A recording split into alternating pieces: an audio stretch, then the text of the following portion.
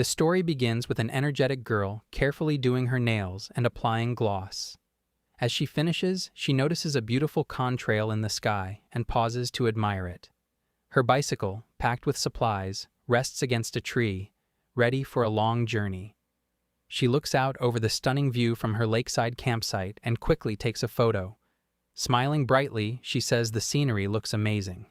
The scene then shifts to Hokkaido, where the MC introduces himself as Taro Tanaka, a real estate salesman. He rides his bicycle through the wide, open wilderness to escape his daily stress. He is breathing heavily as he pushes himself forward. Later, he enjoys a quiet lunch in the mountains, feeling completely at peace. Suddenly, a loud voice breaks the silence. Confused, he looks around and realizes he is not alone on this remote road. Nearby, a mysterious girl is watching him. The girl finishes her loud phone call with a cheerful goodbye while sitting casually by the road. Meanwhile, Tanaka stares in utter disbelief at her flashy appearance, as he never expected to encounter such a vibrant personality here. She touches up her nails and sprays perfume while preparing to move on, but Tanaka watches in stunned silence from a distance. He decides it is better not to get involved with her, so he turns to leave immediately. The girl stops him to ask for directions to Sherry, then boldly suggests they travel together after he confirms the route. She introduces herself as Michika with high energy, but Tanaka feels hesitant because he values his alone time. She reveals her own bicycle and insists on joining him, so Tanaka notes her serious long-distance gear with growing surprise. He realizes she is a true traveler because her helmet and bike are covered in sparkling, personalized decorations. Michika proudly shows off her custom bicycle, but he firmly rejects her offer to travel together because he prefers his solitude. He pedals away while correcting her silly mistake, so she shouts after him in loud frustration. Breathing heavily, Tanaka pedals faster, trying to regain his solitude. Soon, he hears his name echoing from behind. Michika chases him relentlessly on her bicycle, shouting for him to wait, which makes him look back in pure horror. Frustrated, he pedals harder, determined to escape her persistent calls. He refuses to let his peaceful mountain time be ruined and pushes himself to the limit, desperate to create distance. Suddenly, he falters as hunger drains his strength. He searches his pockets frantically for any remaining food, but finds nothing. His body gives out completely, and he collapses by the roadside, exhausted and lamenting his ruined day. Michika finally catches up to him and returns the food he dropped. Playfully, she admits she already ate some of it on the way. Delivery fee, one half-eaten snack. He stares in disbelief at her boldness as she stands over him with a cheerful, unapologetic smile. After a while, she greets the dazed Tanaka as he wakes up and proudly presents a mysterious rice porridge made from local greenery. Though hesitant, he accepts after she reassures him it's safe. Taking a careful bite, he admits it's surprisingly delicious and reflects on his earlier doubts. She explains that her frantic chase was simply a sincere attempt to apologize for her behavior. Then, she sprays him with a refreshing minty mist, startling him, and explains that it's a necessary bug repellent for the harsh mountain environment. Michika reveals that she traveled all the way from Kagoshima, leaving Tanaka shocked by her determination. Pointing toward the horizon, she shares that her friend lives nearby and that she is committed to finishing her journey. She adds that she had to visit her friend, who is getting married. But Tanaka questions why she chose to travel such a long distance by bicycle. She replies that she suffers from severe motion sickness with other forms of transport, so cycling was her only option. She then fondly reflects on the joy of her journey, talking about the kind people she met and the beautiful scenery she discovered. She describes the excitement of so many first-time experiences. Beaming with happiness, Michika shares her love for cycling. She shows Tanaka her phone, excitedly talking about her friend's reactions to her travel photos, while he watches her with a softened expression. While teasing him with her photos, Tanaka grows unusually quiet and looks up at the sky. After a moment, he scratches his head nervously and asks if she'd like to spend some time together. The sudden change surprises her completely. The social awkwardness is almost tangible. He then leads her toward the entrance of Ojika Falls, while she teases him about his intentions in such a secluded place. Ignoring her remarks, he explains that he always visits this hidden spot whenever he comes to the mountain. Soon, Ojika Falls appears before them like a sparkling, hidden gem. Water cascades down rocky cliffs into a calm, secluded pool. The breathtaking view leaves her speechless, and she quickly takes photos of the scene. She asks if it's really okay to share such a private place, and he admits that he usually enjoys this sanctuary alone. Tanaka lightly teases Michika about her unusual travel philosophies, but she suddenly pulls him in for a quick selfie together. His sense of personal space seems non-existent, As he turns to head back toward town, she stops him with a quiet, lingering look that catches him off guard and leaves him flustered. She thanks him for the lunch and for spending time with her. They share one last playful exchange before she prepares to leave. Looking at the selfie they took, Tanaka calls out to her and asks to hear more about her travels the next time they meet. Michika responds with a bright, enthusiastic smile and agrees. It marks the beginning of a new connection. From the roadside, Tanaka watches as she rides away, continuing her long journey from Kagoshima to Hokkaido. A few months earlier in Kagoshima, Michika is absolutely stunned when her friend Saki announces she is getting married. She can hardly believe it, as they are only high school sophomores in the middle of their youth, making the decision feel incredibly sudden.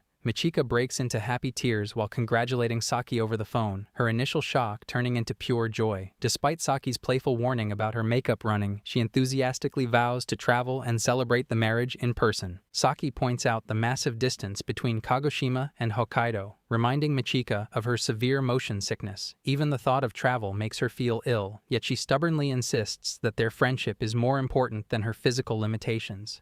She then declares she will cycle to Hokkaido to overcome her motion sickness.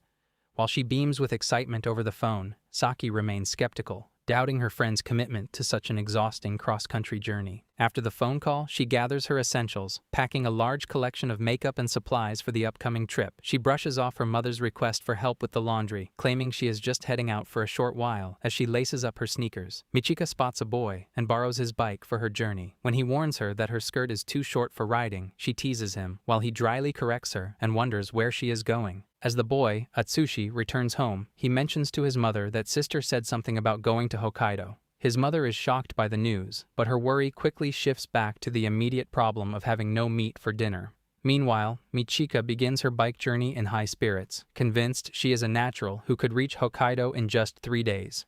She imagines a trip filled with shopping and romance as she enthusiastically pedals past open fields. She quickly hits a wall as she struggles to pedal her bike up a brutal incline, drenched in sweat and barely moving forward.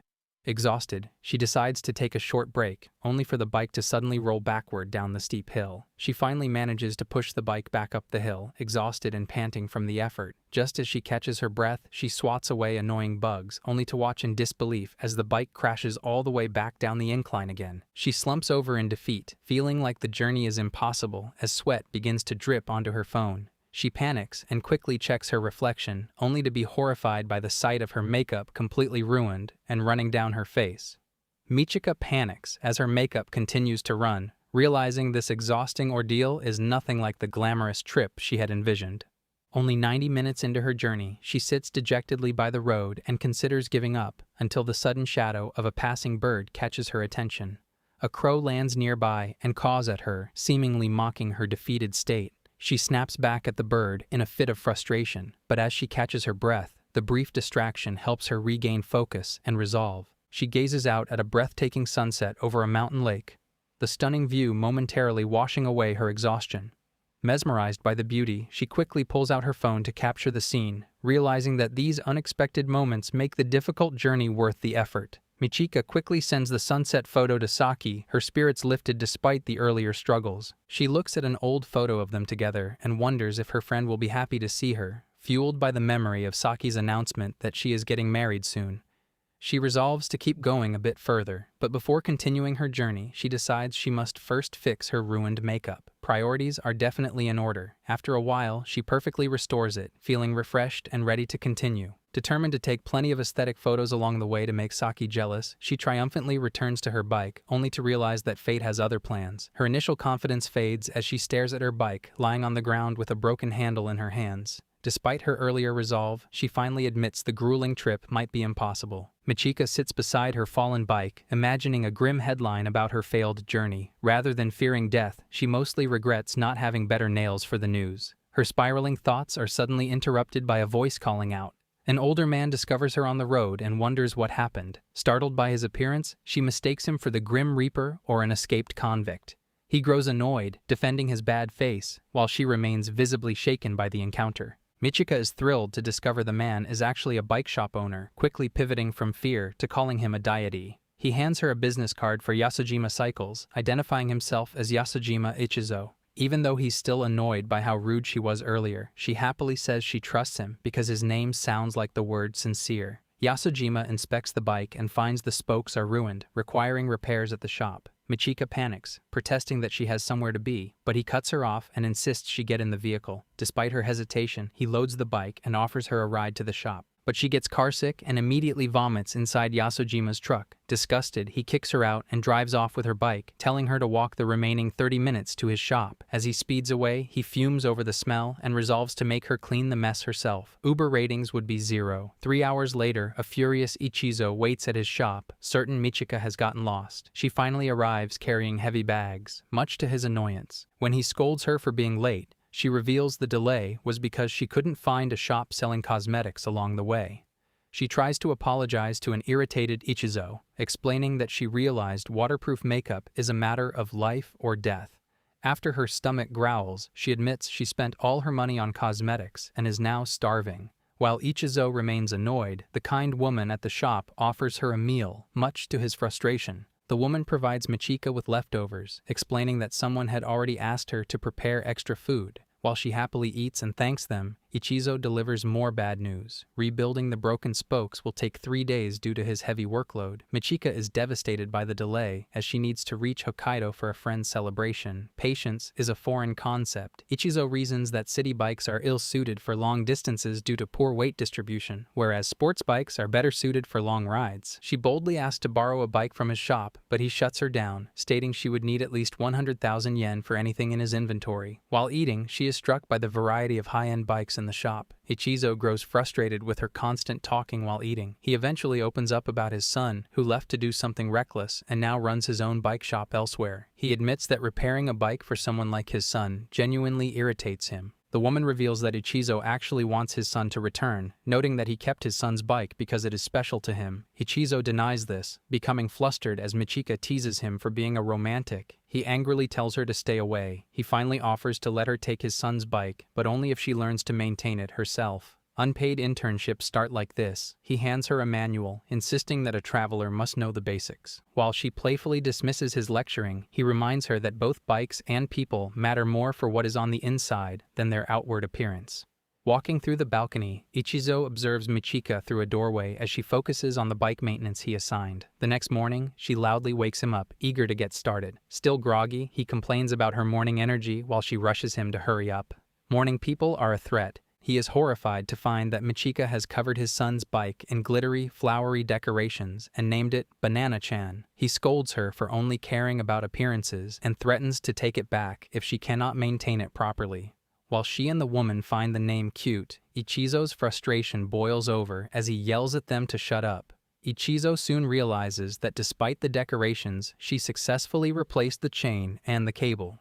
He honors his promise and lets her take the bike, though he rejects her offer to do his nails. While she goes to take a bath, he silently begins fine-tuning the chain length and cable tension to ensure the bike is safe for her journey. She prepares to leave, sparking one last argument with Ichizo over spending an hour on makeup and matching it to her helmet. As she says her goodbyes, the woman stops her to hand over a mysterious envelope, telling her to read it later. Ichizo gruffly waves her off, telling her to just get going already. Emotional constipation is his brand. Michika gives a tearful, beaming thank you to Ichizo before finally setting off. He offers a rare, soft smile and tells her to quit crying and go. However, her grand departure immediately fails when she realizes her feet do not reach the ground, causing her to fall over and inquire how to actually ride the bike. The next morning, Michika is clearly struggling with the physical exertion of her journey. She groans in pain, likely feeling the strain of the long ride on an unfamiliar bike. After falling over, she realizes that a sports bike is far more difficult to ride than a normal one. Lycra is not a personality. She recalls Ichizo's advice on the proper technique for mounting. Straddle the bar, press the pedal to lift your hips, and then sit. She successfully practices the motion, keeping in mind that her feet will not reach the ground while she is seated. Michika finally gains momentum and is shocked by how much faster the sports bike travels compared to a standard mamachari. She laughs at how light it feels until she realizes she does not know where the brakes are. Panicked by the unfamiliar drop handlebars, she searches for a way to stop just as she loses control and crashes. She is terrified to see what looks like a monster, only to realize it is a local statue. Mortified by her overreaction, she hides her face in embarrassment. As she examines the lizard, someone nearby suddenly shouts that it is not a lizard at all. A young girl indignantly corrects Michika, stating the statue's name is Ishi, When Michika continues guessing other names like Mickey or Nessie, the girl begins to tear up in frustration. Panicked by the impending crying, Michika tries to calm her down while quickly looking up the name on her phone. She pulls up Wikipedia to confirm that the statue represents Ishi, a giant aquatic creature from Lake Ikeda. She excitedly shares the fact to appease the girl, who reveals her name is Kaidi. Seeing Kaidi still visibly upset, Michika introduces herself and asks if she is lost, though Kaidi firmly denies it while still pouting. Stubbornness is a childhood right. Realizing she cannot just leave Kaidi alone, she asks the girl to teach her about Ishi. This instantly brightens Kaidi's mood, and she gives a radiant smile. Kaidi excitedly explains that the creature is about 10 to 20 meters long and has been sighted numerous times since the 1960s. She explains that even the US military could not find anything in the lake. Her confidence then crumbles as she embarrassedly admits she heard all of this from an old lady. Michika validates Kaidi's belief, agreeing that the existence of a creature like Ishi makes the world more romantic and exciting. Surprised that someone believes her, Kaidi notes that while the statue was once popular, nobody back home talks about the legend anymore. She sadly mentions that it would be pitiful if Ishi were forgotten. After thinking for a moment, Michika gets a good idea and starts taking photos of the statue. She excitedly pulls Kaidi into a selfie to help promote the legend. She then posts a decorated photo of the Ishi statue to social media, explaining to a confused Kaidi that she can share images with the whole world on Insta and Twitter. She boasts about being popular in the deco scene and tells Kaidi to wait a moment. Almost immediately, a notification pops up on her phone. Positive replies flood in from all over, with users calling Ishi super cute and scary cute. Some express nostalgia about collecting merchandise in the past, while others feel inspired to visit Lake Ikeda themselves. All of this makes Kaidi watch in awe. Michika shows Kaidi the massive engagement on the post, declaring an easy win since the legend can simply be spread again if it is forgotten. Touched by the support and her kindness, Kaidi offers a sincere thank you. Suddenly, Michika receives a message from her friend Saki, confirming her plans to head to Hokkaido. She tells Kaidi she has to get going to meet her friend and says her goodbyes. As she begins to ride away, Kaidi calls out to her one last time. She points out that Michika One-san is riding the wrong way, as the road to the north is in the opposite direction. Embarrassed by her lack of direction, Michika corrects her course while Kaidi laughs and waves goodbye. They both head home after their chance encounter. Michika notices that Kaidi has already left the area. Realizing she needs to start her own journey, she prepares to head out, but stops to check her phone one last time before leaving. Michika sets off on her bike with renewed energy. A silhouette resembling the real Ishi appears in the water behind the statue in her final photo. After a while, Michika struggles as she continues her bike ride, declaring that it is not fun at all. She complains about her legs hurting, her shoulders aching from her heavy backpack, and a general sense of physical exertion as she pushes forward. She yells that her butt hurts, blaming a defective bike for her slow progress on hills. She curses the old man who gave it to her, but realizes she must push on. As she struggles, she notices another cyclist approaching from behind. Her gaze catches a serious rider with a professional setup and heavy luggage as the stranger passes her on the road. Impressed by the cyclist's gear, Michika gets an idea and calls out to her. She approaches the girl and inquires if she knows anything about bikes. Terrified by the sudden encounter, the cyclist frantically offers her money, begging Michika not to steal her bike. A confused Michika clarifies that she only wanted to know about bikes, leading the girl to realize her misunderstanding and become embarrassed as the tension dissolves. The cyclist, Emiko Yamaji, continues apologizing and even offers money to smooth things over, much to Michika's annoyance. After they formally introduce themselves, Michika asks Emiko if she knows how to perform bike repairs. She explains that her bike barely moves forward, prompting Emiko to wonder if she's been riding it like that the whole time. Emiko suggests pushing the lever near her feet while pedaling. Following the advice, Michika presses the lever and the bike's gears shift with a mechanical click as she begins to pedal again. She is shocked as the bike suddenly feels much lighter, even asking if it is magic. Emiko calmly says that she simply adjusted the gear ratio, going on to describe how it affects speed and effort. Lower gears, she notes, make uphill climbs much easier. Michika is shocked to learn that Emiko is actually a college student, having assumed she was younger. Although she doesn't fully understand the technical details, she is deeply impressed by Emiko's knowledge. She adds that she travels from her university in Tokyo to Kyushu by Shinkansen. Due to her plain style and lack of makeup, the nickname is Jimiko. Michika's attention then shifts to the large amount of gear on Emiko's bike. In response, Emiko mentions that she carries a tent and sleeping bag for overnight camping, which Michika considers hardcore. She also clarifies that their bikes are different, Michika rides a randonneur, while she herself uses a crossbike for touring. That alone is enough to amaze her. Emiko continues by describing a randonneur as a bike built for travel, with a frame and tires suited for heavy luggage and rough roads. She even points out the fenders designed for rainy conditions. To help, she demonstrates how to attach Michika's heavy backpack directly to the bike's carrier. Michika is thrilled by her bike's capabilities, but Emiko is stunned when she hears about her plan to reach Hokkaido in just a few days for a wedding.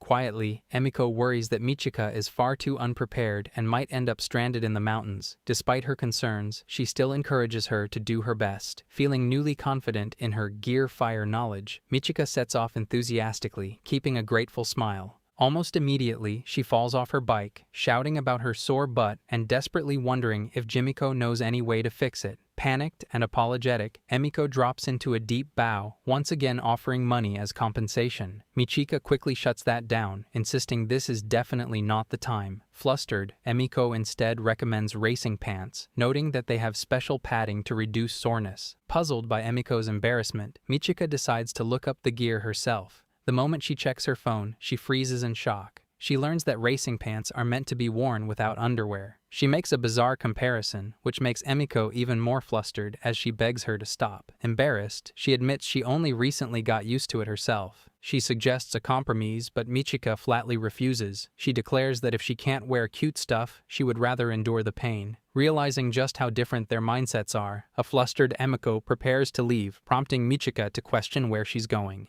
Emiko reveals that she plans to stay at a nearby campground. Immediately excited, Michika decides to join her. She imagines a fun night of BBQ and love talk in a tent and is completely on board. Introvert's worst nightmare unlocked. Emiko, however, quickly points out the obvious issue. Michika doesn't even have a tent. Michika brushes it off, insisting that since they're already friends, sharing one is no big deal. Left speechless and flustered by her boldness, Emiko can only hesitate. Meanwhile, Michika cheerfully urges Jimiko to head toward the campground together. The two finally arrive at the campground. While Emiko remains relatively steady, Michika is completely exhausted from the ride. Acknowledging their hard work, Emiko suggests they head to the main building to check in first. The campground staff greets the girls in a heavy Kagoshima dialect, which confuses Emiko. Michika, however, understands him perfectly and explains that she does not have a strong local accent because she is a hardcore YouTuber kid. Michika argues that standard Japanese sounds better than an accent, though Emiko quietly finds Michika's own speech questionable. When the staff asks for a 3,100 yen entry fee, Michika is shocked to learn that campgrounds are not free. Realizing she is broke, Emiko starts plotting in her head, thinking Michika might try to sell her white bike to cover the cost. Capitalism is a mood killer. In the end, Emiko pays the fee, and Michika promises to pay her back later, though Emiko politely refuses. They head into the crowded camping area, where Emiko explains the recent popularity of solo and family camping while searching for a spot to pitch the tent. Michika finds an obstacle course and climbs up, but a young boy comments on her dressing. While Emiko panics and expects Michika to be angry, she simply retorts that it is too early for kids like him to say things like that. He should cite his sources. Emiko is once again left feeling like Michika lives in an entirely different world.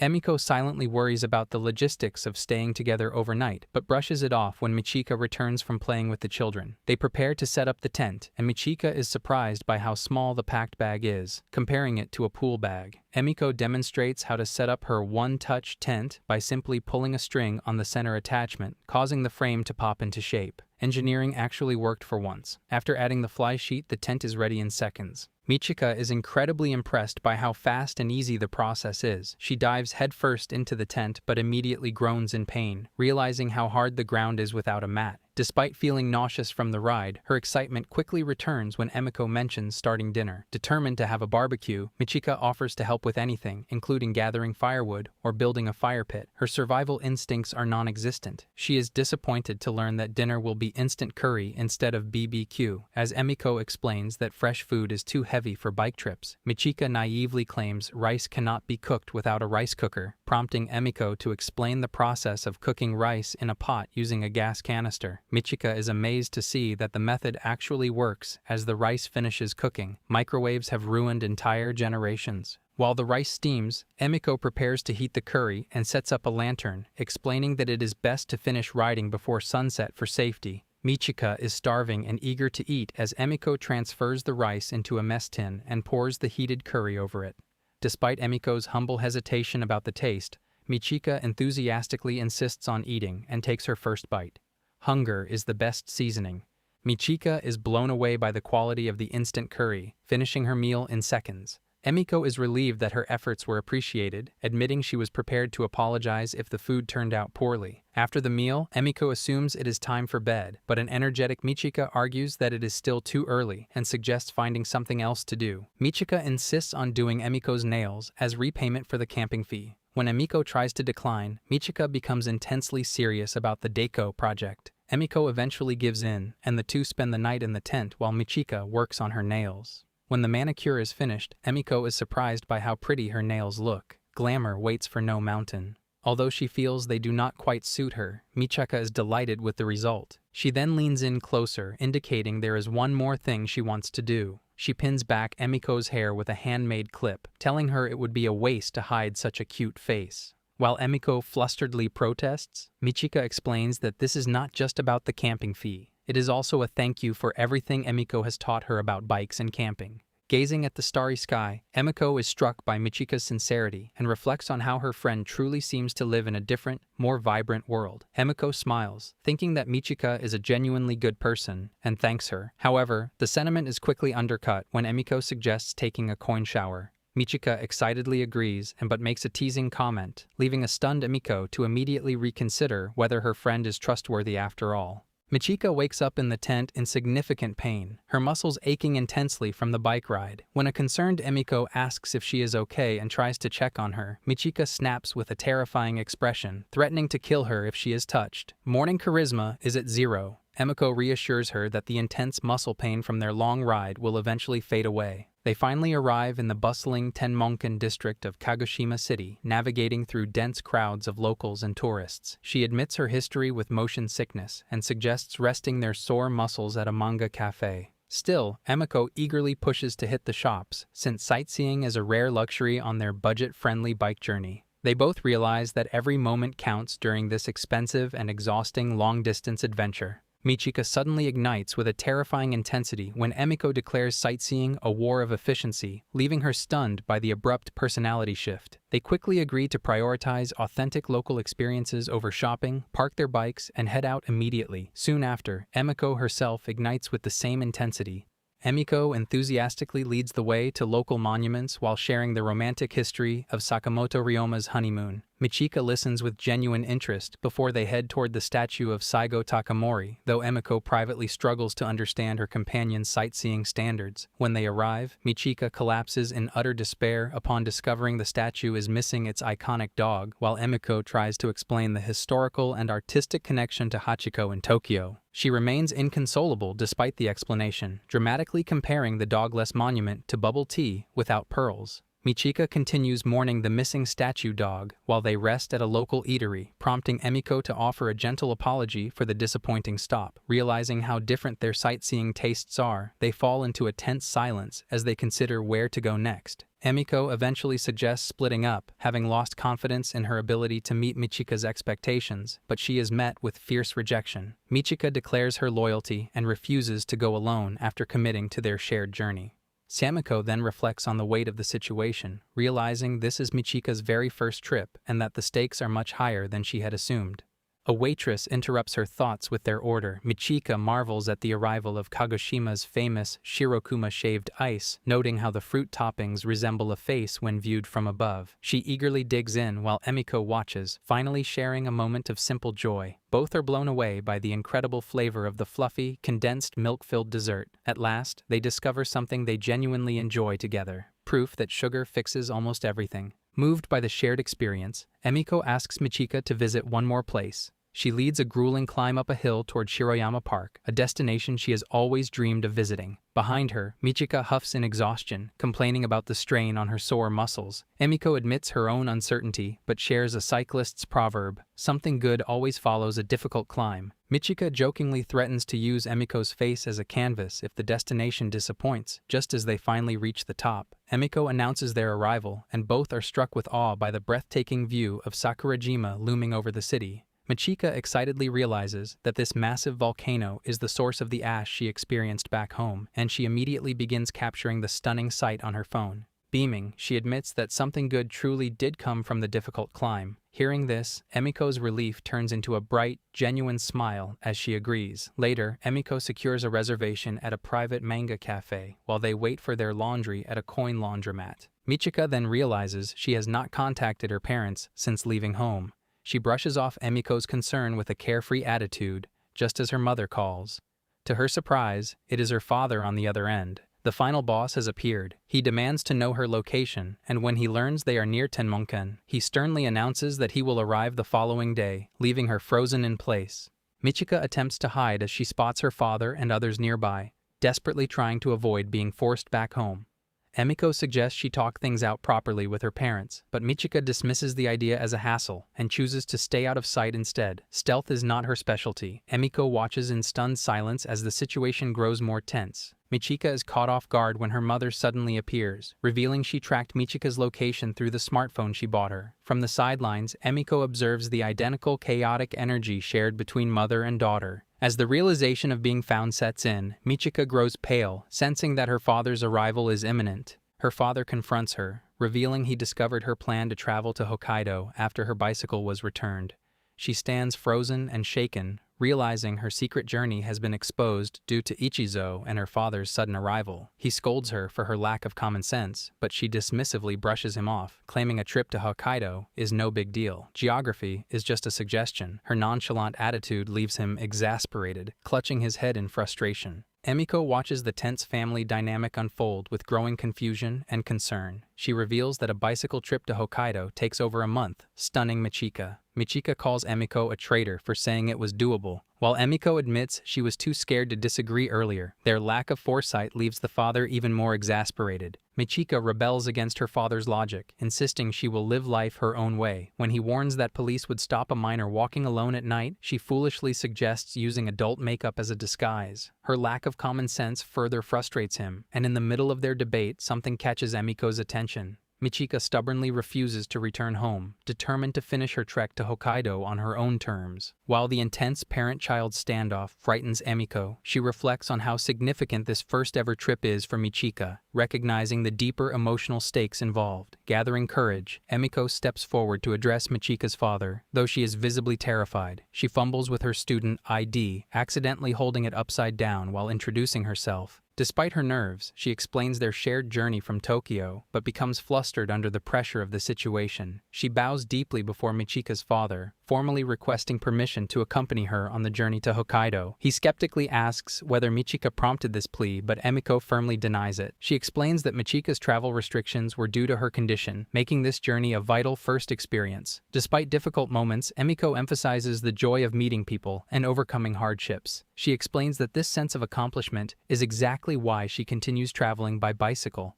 Emiko passionately expresses her wish to see Michika smile as she experiences new things. As a fellow traveler, she feels a strong responsibility to support Michika's journey, leaving Michika's father in deep silence. Emiko makes a final, desperate plea for Michika to continue her journey. Overwhelmed by the intensity of the confrontation, she nearly collapses, supported by Michika. Their father then asks Michika directly whether she is truly serious about going to Hokkaido, which is met with heavy silence.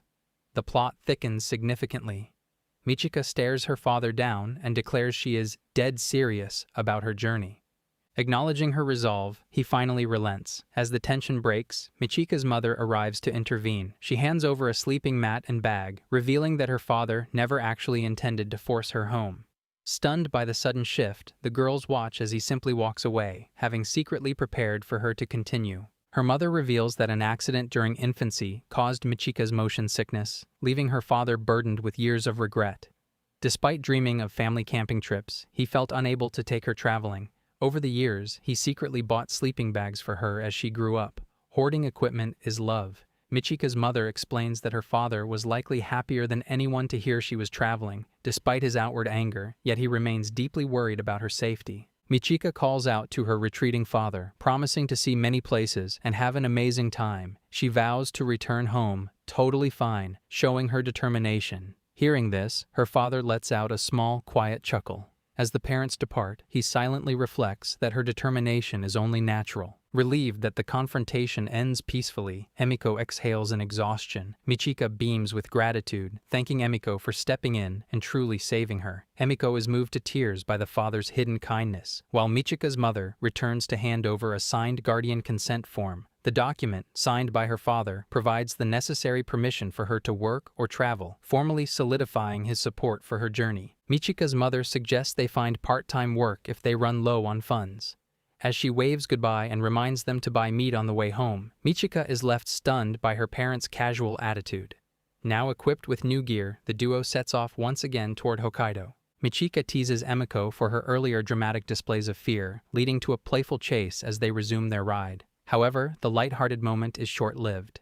As they cross the border into Miyazaki Prefecture, they remain completely unaware of the terror that lies immediately ahead, a grueling stretch of 1,000-meter class mountains that will test their endurance more than ever before. Michika travels through Kagoshima, taking Route 247 to Lake Ikeda to visit the Ishi statue, then heading through Forest Kawanabe. She continues through Tenmonkan toward Kirishima, passing famous spots like Sakurajima and Shiroyama Park. During their journey, Emiko takes Michika to Maruo Falls, mentioning that it is a rare site where actual hot spring water flows down the waterfall. She reasons that the water is so warm that steam visibly rises from the falls during winter. While Emiko describes the beauty of the waterfall, Michika hops over the safety fence for a closer look, loudly complaining about the awful smell of hot spring water. Back on their journey, Emiko sighs, once again caught off guard by Michika's impulsive and dramatic behavior. When she suddenly spots smoke, she panics and shouts that they should call 110. Emiko quickly reasons that the smoke is actually volcanic gas from a fumarole in the Kirishima mountain range. Michika finally understands that the cluster of active volcanoes is the source of both the hot springs and the strong sulfur smell. Emiko warns that crossing the Kirishima mountains into Miyazaki Prefecture will be difficult due to the 1,000-meter elevation. Despite being a beginner, she dismisses the concern and confidently claims the climb will be easy. Confidence is a renewable resource. After some time, however, she begins struggling with the steep ascent, realizing it is far harder than she expected. Emiko advises her to focus on pacing and breathing, suggesting a speed that still allows her to talk comfortably. Following the advice, Michika agrees to slow down and conserve energy for the long distance ahead. As they take a short break, a young boy on a road bike effortlessly passes them. Michika and Emiko watch in surprise as he climbs the steep path without visible effort. Emiko wonders whether he might be a local elementary school student, while Michika looks visibly irritated by the boy's challenging gaze. Fueled by competitive pride, Michika lets out a roar and speeds up in an attempt to overtake him. Sprinting is an emotional decision. As she pulls ahead, she returns the same intense stare, surprising the boy. Unbothered by Michika's smug expression, the boy responds with a smirk of his own before accelerating even faster. This sparks another competitive roar from Michika as the two push themselves further up the hill. Watching from behind, Emiko remarks that Michika truly has strong legs for climbing, recalling how she used heavy gears when they first met. After some distance, Michika blames her loss on a plastic bottle that fell because it did not properly fit her bottle cage. Emiko suggests buying a compatible bottle next time, while Michika begins to notice how hot it has become now that it is noon and the shade has disappeared. The sun has no mercy. Emiko praises her for making it this far, but Michika remains frustrated about losing to the boy. Soon, they spot him resting ahead and drinking water, and he briefly meets their gaze again. Believing the boy has laughed at her once more, Michika rushes toward him along the trail leading to the lake. Emiko calls out in surprise as she continues the chase on foot, determined not to let him escape. She finally catches up and grabs his arm, but the boy remains calm and silent. Instead of reacting, he simply points upward, directing her attention toward something ahead. He leads Michika to a breathtaking view of the lake. Scenic views solve all arguments. Realizing he had likely been waiting there just to show her this spot, Michika is deeply moved by the gesture. Though the boy says nothing, she quietly expresses sincere appreciation, acknowledging his kindness. Emiko watches in confusion, surprised by the sudden connection between Michika and the boy. The lake is a high-altitude crater lake with a local legend about a girl named Onami, born to a childless couple, who eventually returned to the lake as the reincarnation of a dragon. As the boy heads back the way he came, Emiko confirms that he really was a local child. She reflects that having someone to climb alongside can motivate a person to perform at their best, and together they finally manage to complete the ascent. Michika cheers as they reach the sign marking Miyazaki Prefecture. However, her excitement quickly fades when she feels underwhelmed, noting that the border looks surprisingly plain and far less photogenic than she had imagined. Later, while resting, Emiko explains the legend of Sai no Kawara. Michika, misunderstanding, calls it Rhino River. Emiko describes it as a riverbank in the afterlife, where children must endlessly stack stone towers as punishment, only for demons to destroy them before completion. She adds that Jizo Bosatsu eventually saves the children. Michika nervously dismisses the legend as made up. She definitely sleeps with the lights on. Emiko then reveals that the site actually exists at Fudo Pond up ahead. Michika is completely terrified and speechless. She tries to hide her fear as Emiko cheerfully confirms they are headed to Sai no Kawara. Emiko explains that Ebino Plateau, part of Japan's first national park, offers a spectacular landscape of scattered rocks that any cyclist would want to experience. When Emiko asks if she is afraid of ghosts, Michika tries to act brave. She insists she is totally fine, though she mumbles about the afterlife. Overcompensating, she loudly declares they should head towards Sai no Kawara. Her soul has already left her body. As they set off, a passerby stops them. It's an elderly woman who asks Emiko if they are indeed heading toward Fudo Pond. She warns that the path is blocked due to an eruption alert. Emiko is surprised, while Michika immediately embraces the woman, praising her for the information and celebrating the excuse to avoid the haunted location. Michika continues feigning disappointment over Rhino River while taking the woman's advice to use Route 30. The woman's expression suddenly turns ominous. She lets out a chilling laugh and warns that something might appear on Kirishima, a mountain steeped in mysterious legends. Terrified, Michika stays on edge. Even a simple sign warning of animals is enough to make her panic. Rabbits have now become high-level threats. Emiko watches, concerned by her friend's extreme reaction. After the warning, every small detail begins to unsettle Michika. She stares intensely at a roadside mirror, paralyzed by the feeling that something might appear. She frantically shakes her head to dismiss her fears, convincing herself that ghosts do not exist. When she spots a rock in the road, she swerves her bike just in time to avoid it, leaving Emiko startled and wide-eyed. Michika nearly hits the rock and almost loses control of her bike. She calls out in concern, but assures Emiko she is fine, blaming the hidden rock. Emiko apologizes, realizing she should have taught Michika hand signals. Safety, she explains, is also a luxury. When cyclists ride in a line, the lead person must communicate hazards using both voice and hands. Emiko demonstrates by pointing at the ground and shouting to watch out for crocodiles, leaving Michika completely bewildered. She then illustrates standard cycling hand signals, pointing left or right for turns, pointing at the ground to warn of obstacles, moving a hand up and down to signal slowing, waving a hand back and forth to let others pass, and placing a hand on the back to indicate stopping. She adds that shouting is safer than hand signals during downhill descents. Michika remains anxious, asking if there is a signal for ghosts, only to be met with confused silence. After a while, Michika excitedly jumps into an outdoor hot spring. She enjoys the relaxing water and encourages hesitant Emiko to join.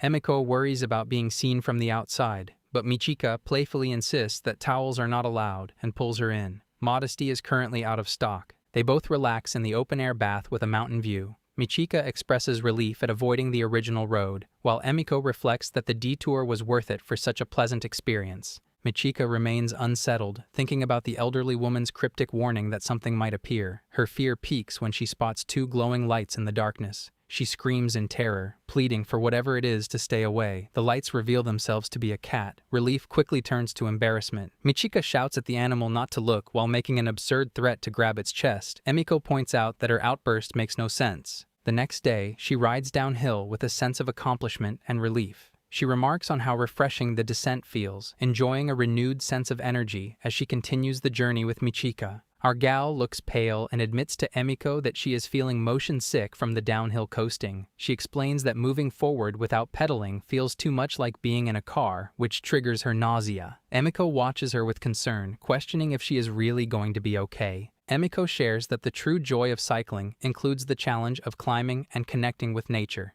Still nauseous, Michika admits she is barely able to keep moving.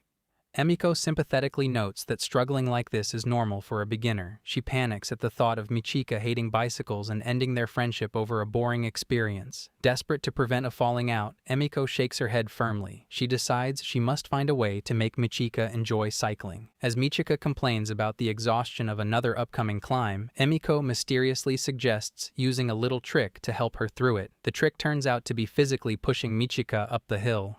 Manual labor is the best friendship lubricant.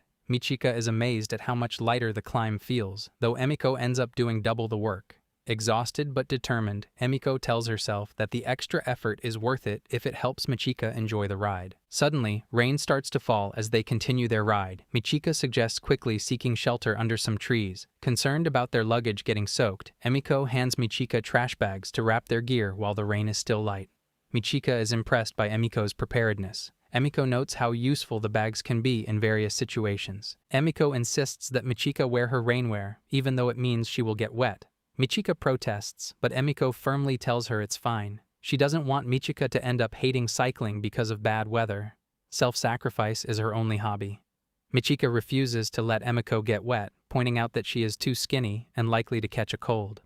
Emiko remains determined to protect Michika from the rain. Her attention is suddenly caught by the trash bags again. She finds a guide on her phone for making emergency raincoats from plastic bags. Michika thinks it's a great idea and reveals she has scissors to help with the DIY project. The guide shows a two-part design, a vest-like body and a separate hooded cape. Michika proudly debuts her custom plastic bag raincoat, styling it with a jagged trim to keep it cute. High fashion meets the dumpster. Although it sticks to her skin, she is happy to feel invincible against the rain. With the raincoats finished, Emiko and Michika resume their ride carefully. Despite their progress, Emiko feels discouraged, worrying that the rain has ruined Michika's chance to enjoy cycling. Her thoughts are interrupted when Michika excitedly calls out for her to look at something. The sun breaks through the clouds, illuminating a massive loop bridge that stretches across the forest like a giant snake. Emiko is mesmerized by the sight, having never seen anything like it. Structural engineering is a jump scare. Michika snaps a photo of the stunning view and smiles, remarking that bikes really are insane, signaling she is finally enjoying the ride. Michika is thrilled by the sense of adventure, comparing the journey to an RPG. She explains that traveling to unknown places under her own power gets her pumped, and Emiko listens silently. Michika happily concludes that everyone has different reasons for enjoying cycling, whether it's for nature, climbing, or adventure, and warmly agrees with Emiko. She watches happily as Michika cheers for the loop bridge, hoping she continues to find joy in cycling. However, the victory is short-lived. Michika immediately gets motion sick from the ride. Later, she gets separated from Emiko and receives a message telling her to wait where she is. Despite the instructions, her poor sense of direction makes her move anyway. She believes taking a different path will help them reunite faster. GPS is just an opinion. Suddenly, someone calls out to her. She is startled to find a young man lying flat on his back among river gear, including a paddle and fuel cans. Cheerfully, he asks her for help. His name is Toya, a second-year high schooler. He thanks Michika for saving him, admitting he was genuinely freaked out by the situation. Discovering they are the same age, she introduces herself and asks why he was in such a strange position. Toya explains he was practicing with a kayak, a boat used for navigating rivers. Michika reacts strongly, explaining that she gets incredibly motion sick and finds boats impossible to handle. The ocean is her nemesis. She mentions she is traveling by bicycle from Ibusuki, headed all the way to Hokkaido. Toya is impressed by her flashy custom bike and ambitious goal, calling it a dream. They quickly bond over their shared enthusiasm and declare themselves friends. He asks her for a favor as a new friend, to get on the back of the kayak and practice with him. Michika immediately refuses, repeating that she gets motion sick. Toya tells her not to be a buzzkill, but eventually relents. He requests her to at least watch him practice. From the shore, Michika observes Toya struggling with the kayak. He ends up capsizing in the water. She asks if he is just playing around, but he insists he is serious. Failure is his main hobby. The Kuma River's current is revealed to be incredibly intense, as it is one of Japan's 3 fastest rivers. He explains that the river's intensity makes rafting and touring extremely fun. When she expresses surprise that Miyazaki has such a river, Toya corrects her. They are actually in Kumamoto. He reveals that his parent is a kayak instructor and he is the successor. To improve, he has been secretly practicing away from his father. Michika points out a critical flaw. He closes his eyes whenever the water splashes, causing him to flip. Toya is shocked to realize he has been doing this every time. Blinking is a technical error. Relieved that the problem is just a habit, not a technical flaw, he thanks her and vows to keep his eyes open on his next attempt. He heads back onto the water with renewed confidence. Despite his determination, he ends up flat on his back again, exhausted and confused by repeated failure. Michika teases him for being a scaredy cat and closing his eyes, suggesting he stop for the day if he's afraid. Toya stubbornly refuses to give up. He talks about his love for Hitoyoshi sharing childhood memories of jumping off castle walls and building makeshift boats. Though Michika finds his stories sketchy, he explains that his family's shop aims to share the area's beauty with customers through kayaking. He believes a job introducing what he loves sounds incredibly fun. Employment is a wild concept. Encouraged, he returns to the water for more practice, determined to succeed this time. Michika joins Toya on the kayak to help. Despite her motion sickness, she explains she can't ignore a friend's struggle. As they drift away from the shore, she sternly warns him that she won't forgive him if they sink, and her makeup comes off. She encourages him to keep his eyes wide open and focus on the hometown he loves, as if guiding a real customer. Following her advice, Toya successfully navigates the water without flipping. Michika, slumped over from the ordeal, congratulates him on graduating from being a scaredy cat. He thanks her with a bright smile. Suddenly, Jimiko arrives to find Michika, who realizes she has to leave. Toya asks if they can ride together again, but she firmly declares she is done with boats. Instead, she offers him to show her other fun spots that aren't on the water next time. He happily agrees, promising there are many such places. Toya wishes Michika luck on her journey to Hokkaido. She tells him to look forward to a souvenir. As she rides away with Jimiko, her companion notices she looks worn out. Encouraged by her help, Toya turns back to the water, determined to continue practicing. Here I am, know it's been a while.